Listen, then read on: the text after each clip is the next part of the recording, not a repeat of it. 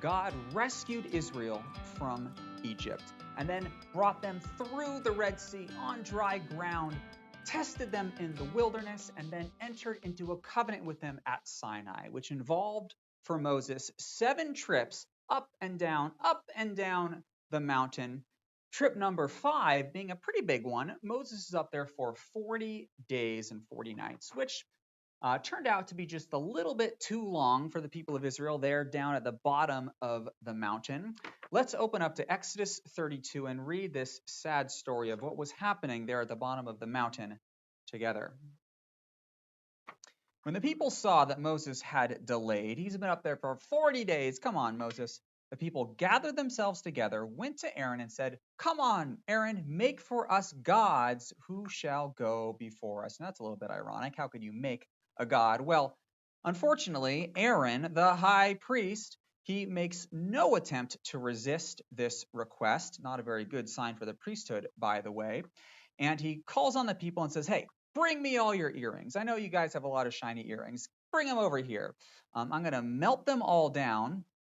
And this he does and crafts them into a golden calf. And then, I don't know how he says this with a straight face, but he goes on and he says to the people, this golden calf, these are your gods, O Israel, who brought you out of the land of Egypt. That's just ridiculous. Well, he tries to salvage this situation by saying, "Hey, tomorrow we're going to hold a feast to Yahweh." And there's burnt offerings and peace offerings. The people sit down to eat and drink and rise up to play. What were they playing? Well, it's pretty unlikely that they all got together and played a few rounds of cornhole there in the wilderness. You see, this word play, it has sexual overtones to it, the same kind of playing that the Canaanites would do as they worship their fertility gods. Now, if this is the case, this only helps to confirm our interpretation that Exodus 32, the golden calf narrative, is Israel's fall narrative as a nation there in the wilderness. Take a look at another fall moment, the very first fall moment in Genesis chapter 3. It's going to have a lot of parallels with this fall narrative here in Exodus 32. So in the same way that Adam, after his fall, he realized he was naked. And just like Noah, after his fall, after he got out of the boat, drank of the wine, became naked, he became drunk, he lay uncovered, he lay naked in his tent. And so we're going to see a similar set of events in Exodus 32, where there's this string of key words from Genesis 3 that are going to be repeated in Exodus 32. Pay attention specifically to these words: see, take, eat, give. Look at this. The people of Israel are going to see that Moses was delayed, and they're going to take off their golden earrings and give them to Aaron, who will make this golden calf, and then they will eat and drink and then become naked. That is our interpretation of what it means to rise up and play.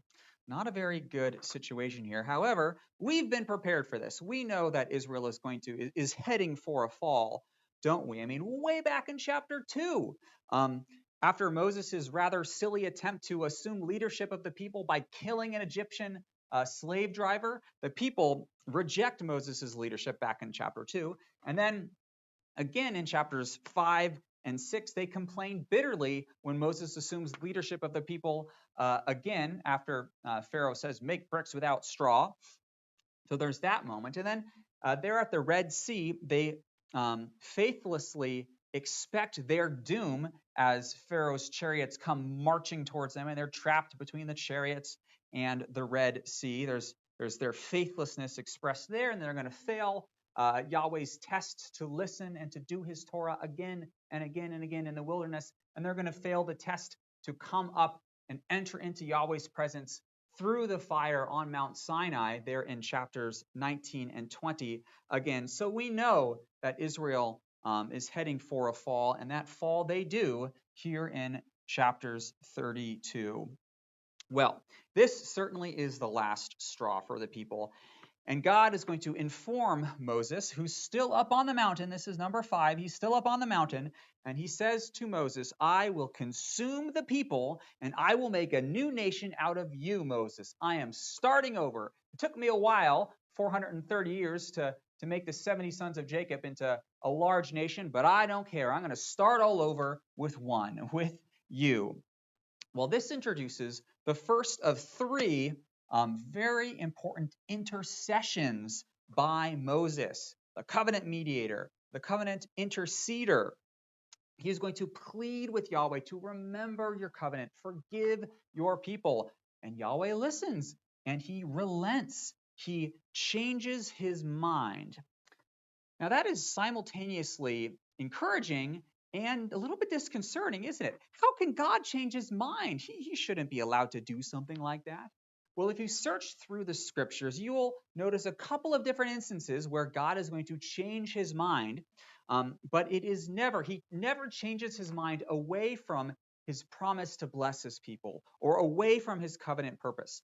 It is always God changing his mind in response to either the repentance of the people or a mediator interceding on behalf of those sinful people.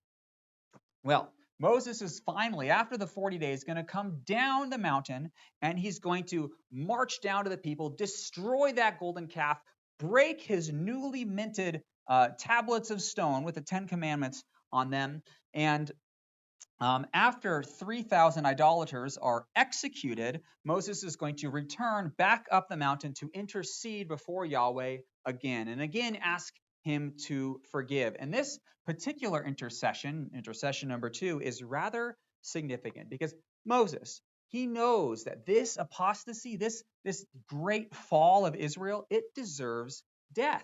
That's what Yahweh threatened that he would do. It deserves death. And he says that if this is the case, if the price for Israel's forgiveness is the substitutionary sacrifice of a blameless individual, then blot me out of your book. Let me become that substitutionary sacrifice. Let's look at this moment, a critical moment for defining what it means to be a covenant mediator. This is at the end of chapter 32, verse 32.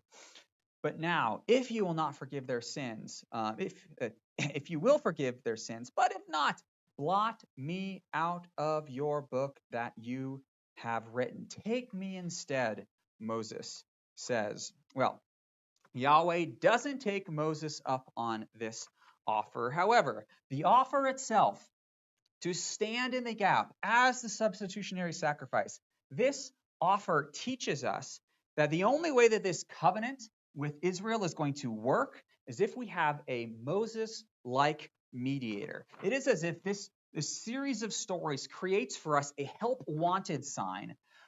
Israel needs a covenant mediator like Moses to stand in the gap for them with a holy God. Well, apparently, Yahweh agrees to forgive the people, but then he says, you know what? I'm not going to go with you anymore. My pillar of fire, my own holy presence has guided you through the wilderness to this point.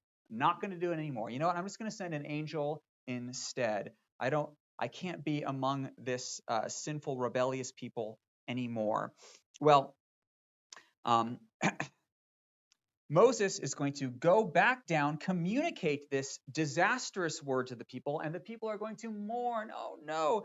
And Moses is going to intercede for a 3rd time. And this time, apparently, he's not going to go up the mountain to intercede. He's going to intercede from kind of like a proto-tabernacle, proto-tent of meeting, which is not in the midst of the camp, but outside of the camp. A really curious detail we're given there at the beginning of chapter 33.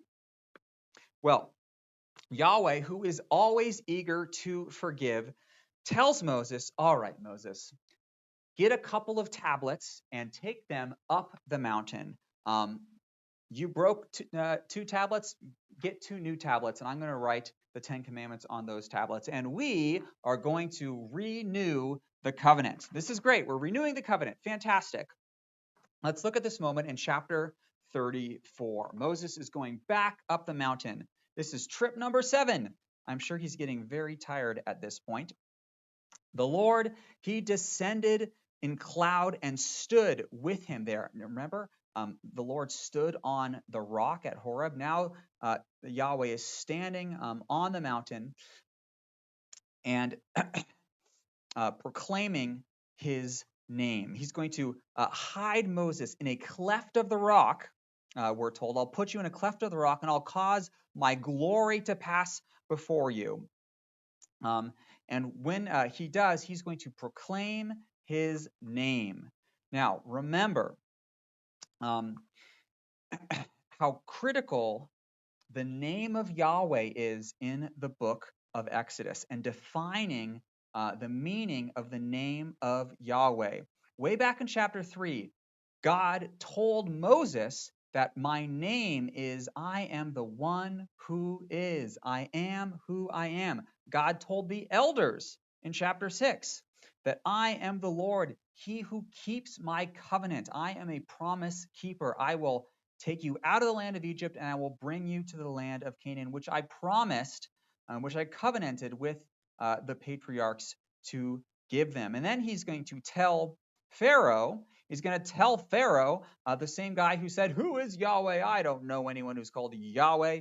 He's going to tell Pharaoh through his actions that I am. Yahweh is a man of war who topples tyrants and liberates the oppressed. And now Yahweh is going to tell his faithless bride, the bride who cheated on him on their own honeymoon, he's going to tell them that the Lord is merciful and gracious, slow to anger, abounding in steadfast love and faithfulness, keeping steadfast love for thousands, forgiving iniquity and transgression and sin, but who will by no means clear the guilty. Now, these verses, they are the most quoted verses in the entire Bible. The Old Testament is referencing Exodus 34, 6-7 constantly. And they also describe the way that Yahweh has behaved in this narrative. He certainly has held the guilty accountable, yet he has not forgot his covenant purposes to bless the nations through Israel. Well, after this, Yahweh is going to renew his covenant. He proclaims his gracious name, and he says, you know what?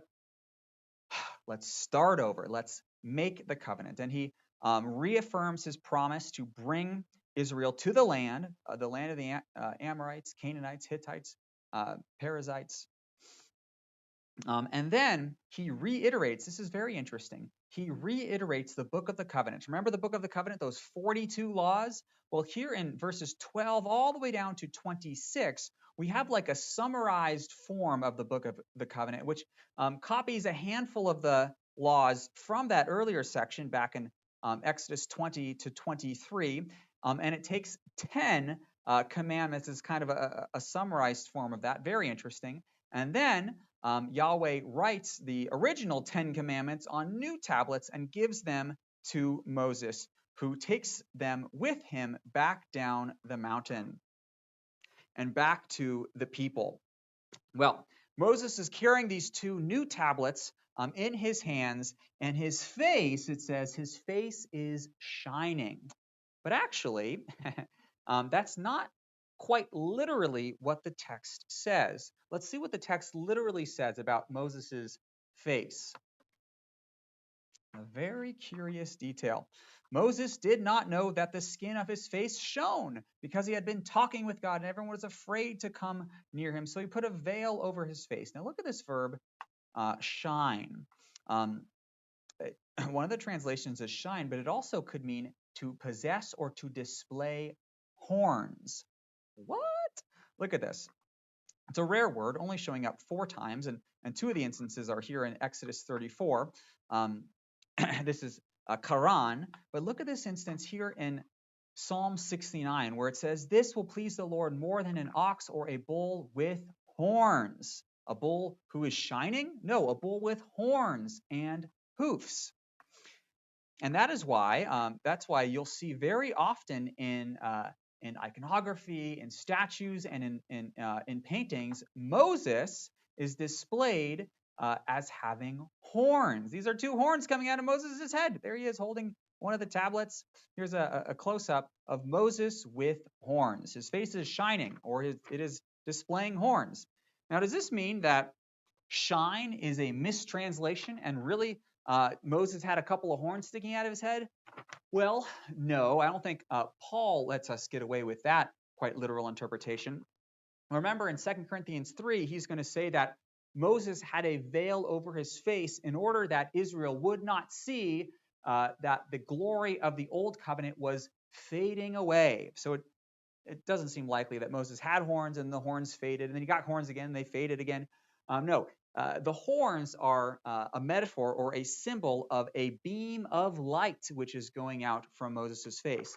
However, nevertheless, that is a super weird way of saying that Moses' face shone. The author could have done this in a much more clear way.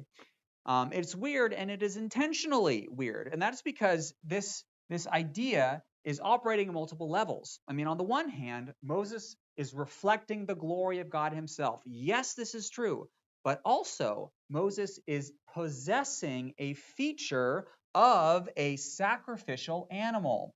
Horns, we just read in Psalm 69. Horns are on oxen and rams and goats. They have horns just like Moses has a horn. And like sacrificial animals who are burnt up on the altar, and they ascend to heaven, like the burnt offering, the olaf offering is the offering of ascent. So Moses is going to ascend into the heavens and pass through the fire on Mount Sinai in order to offer his life as a substitute for the sinful people. And then in the same way that the people of Israel are going to hide from Yahweh here in chapter 19 and refuse to enter into his presence, so the same is true with Moses himself, where now the people are hiding from Moses. They don't want to see Moses' shining face. Now there's another character from whom men hide their faces. Do you know who I'm talking about? Well, let's look at Isaiah 53 and see if that can remind you. There's Moses. Isaiah 53. This is the suffering servant who was despised and rejected by men, a man of sorrows, acquainted with grief, and as one from whom men hide their faces. They do not look at him, this one who was pierced for their transgressions and crushed for their iniquities. For this one, we're told in verse 10, makes his soul an offering for guilt. He is a sacrifice, a substitutionary sacrifice and offering. Well, what is the point? These chapters, Exodus 32 to 34, they present both the fracture and the repair of Israel's relationship with Yahweh. And it took place by a suffering servant mediator who entered into the presence of Yahweh through fire to give his life on behalf of the people. Now, I'm sure that you can recognize who took up this help wanted sign, someone in the New Testament. Well, Moses, with his radiating face, is going to share with the people the design that he received for the tabernacle. And we're going to take a look at that design, its construction, and its assembling in chapters 25 to 31, and then 35 to 40 next.